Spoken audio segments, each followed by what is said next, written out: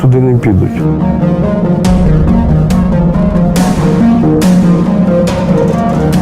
Ну, і що б я подумав би 2,5 роки тому, що у мене буде автомат в руках.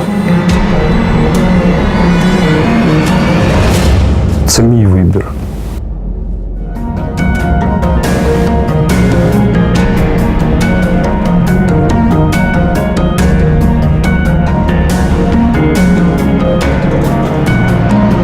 Що захисник – це той, хто не боїться. А він мені сказав, що той, хто не боїться, той дурний. Донбасские ребята! Антитерористичну операцію. До последней капли крови. Години. Короче, мы, по-моему, Сегодня это наши донбасские ребята!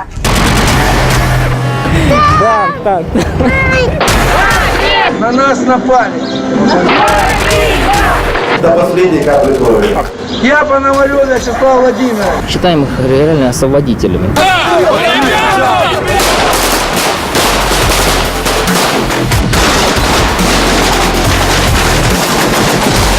Орайте, где вы были?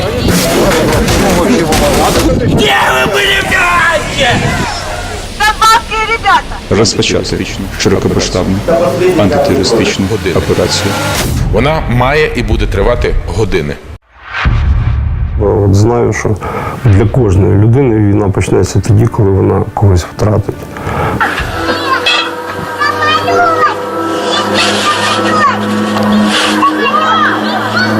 Ходят выше, чтобы не достали.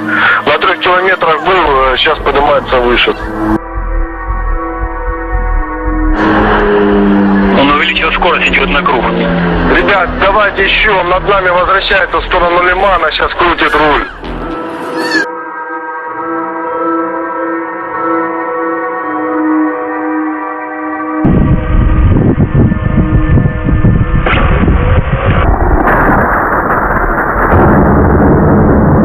Лейтенант, туши, Паша, туши. Приготовиться к попитанию.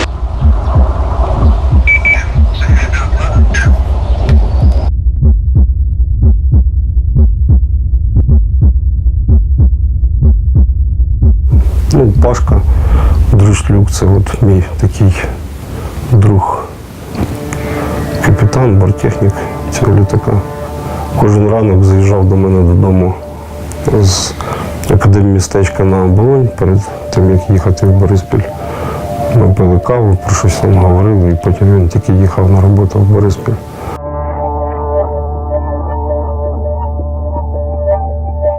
Його, до речі, ще до цих пір не знайшли, якби визнали загиблим. Але той літак так згорів, що там не лишилося залишків взагалі його. От.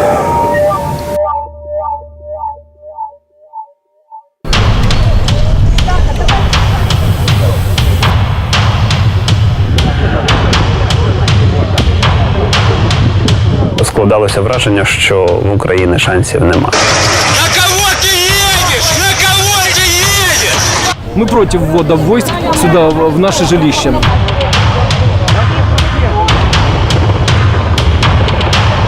Жителі блокували пересування нашої техніки. Категорически запретили разговаривать на русском языке. І вони намагалися зірвати прапор з одного з БТРів. То хлопці не дозволили. Вони сказали, це місцеві були хлопці, місцеві солдати, вони теж були з Донбасу. Вони сказали, все що завгодно, тільки прапор не трогайте, тільки флаг не трогайте. Вони не дозволили, це було дуже агресивно. Мы много суток в пути были. Все уставшие. Ну, а що я можу сказати? Це був такий, наче промінь надії тоді, коли все починалося, що цей символ, цей прапор, вони його захистили. Ти дивишся на них і розумієш, що ця країна в неї майбутнє дуже хороше. Якраз на окраїні.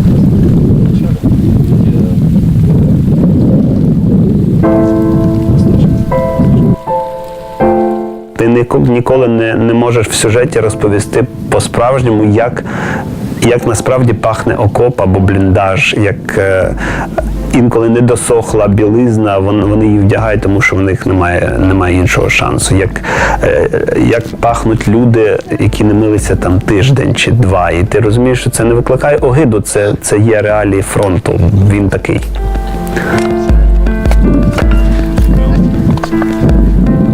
Ти п'єш з однієї кружки каву, тому що кружка взагалі одна, і кави на одну кружку лише, вони діляться всім. Ми один одного вже просто вивчили настільки, що іноді без слів розуміємо. Це як сім'я одна. Хочете вас пригостим? Я навчився за майже вже 3 роки війни не задавати 2 запитання. Це чи доводилось тобі вбивати людей і чому ти тут? Все живы, все здоровы, без потерь. Нас мало, мы в тельняшках. Да подожди, сейчас на носилки. Сейчас куда же? Вип не будет.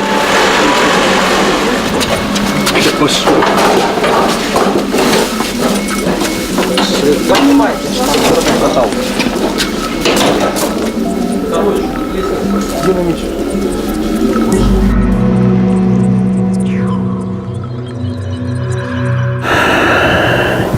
Камера ніколи не передасть, що відчуває лікар, який виходить, закурює і каже, що водію, ти міг так не поспішати, тому що внутрішня кровотеча була такою, що ми вже нічого не могли зробити.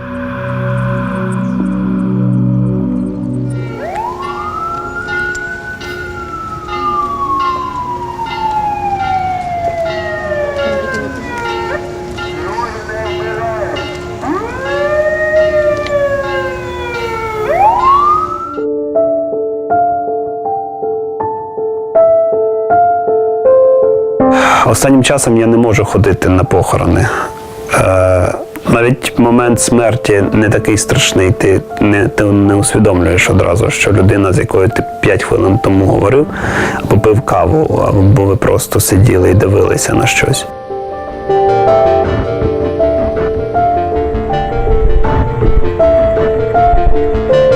Что ты стыдаешься? А? А ну меня раз уже запалили. Запалили? Да, просто так нормально. Да, девушка нашла на сепарском сайте. Каратели меня там записали, денег за меня там выложили какую-то цену. Вони б могли нікуди не йти, сидіти вдома. Там багато таких хлопців. Хтось з них приїхав з-за кордону просто заробити документи і їхати далі. Він на ПМЖ вже там збирався десь за кордон. Він приїхав, він залишився, загинув. Коли бачиш сім'ю, і вона приїжджає на похорони прощатися,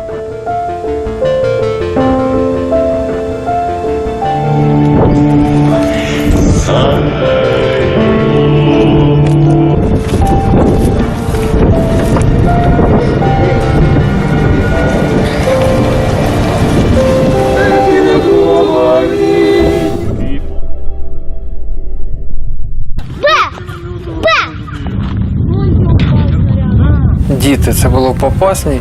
Ну сюда. Там у меня мастерку порвало и полетела дальше. Короче, как говорят, родился в рубашке.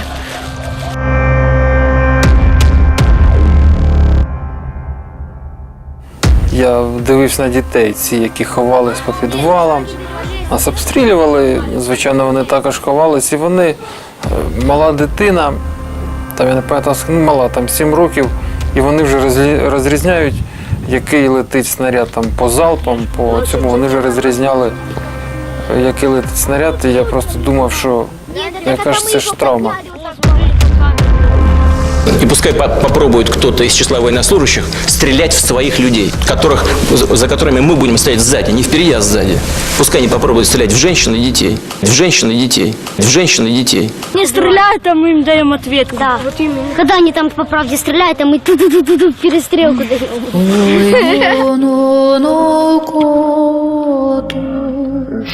Та й наробив шкоду, заховався в куточок, тільки видно хвосточок.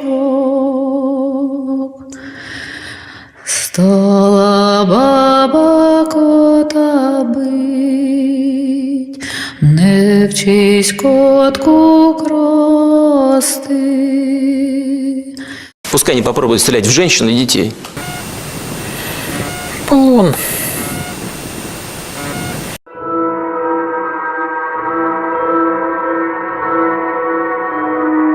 Точно, ми виходили з Іловайська і тоді потрапили через декілька днів.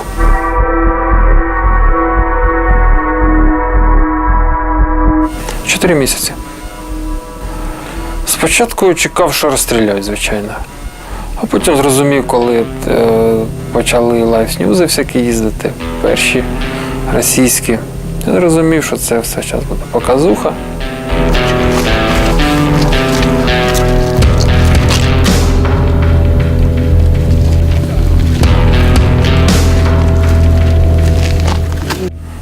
І шкода було там деяких хлопців, бо їх дуже били.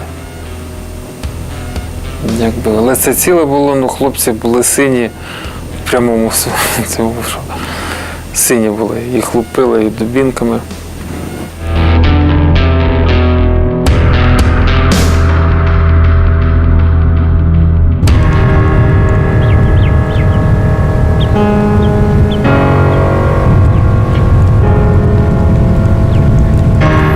Коли нас обміняли, це було щастя, бо думаєш, нарешті.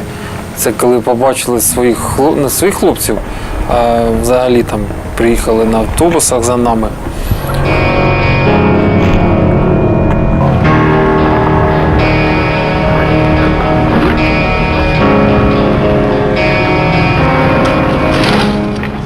Далі життя. Та я там знаходжусь для того, щоб тут святкували дні народження, Новий рік, там, не знаю, народжували дітей. Ну, життя продовжується. Я знаю, як я маю там, або мої хлопці виглядати після війни. В цвітастих шортах, в маєчці, ну, без військових якихось атрибутів взагалі.